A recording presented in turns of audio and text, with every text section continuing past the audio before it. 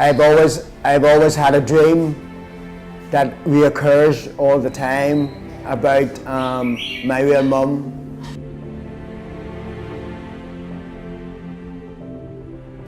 Xin chào Đào là Wen Tang Chao is my name in Vietnamese. In 2016, I came to Vietnam to look for my mum, but was not very successful. But in 2017, I come back again, and I think I have found my real mum.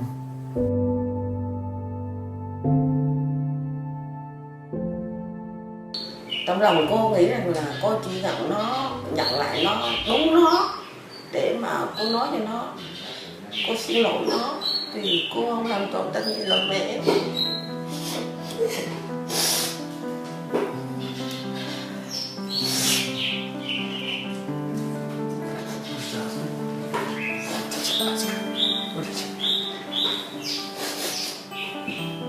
Khi cô nhận được bài báo, cô cảm nhận được nó là con của cô vì nó rất là dũng hút. Mà cô đọc thuộc cái bài báo đó luôn, cô đọc hàng ngày hàng đêm. Gần 1 năm thứ là nhiều lúc cô không ngủ được, rồi đêm cô dậy, cô bấm cái máy lên cô coi cái hình của nó rồi cô khóc. Gần 1 năm nay rồi, cô sợ nó không nhận mình. Bây giờ cô sợ nó không nhận mình là vì mình bỏ nó. I'm at peace with that. That's, it's good to know the reason why, but I don't blame her for why she did it.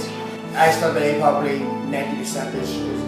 I believe in my heart probably 90% is true. It's whether I can live with the 10% that's missing. So that's what I need to deal with. That if the DNA test is not. Đo lên cẩm của cô thì nó là con cô 100%. Còn nếu kết quả ADN nó không được như vậy thì cô cũng chấp nhận.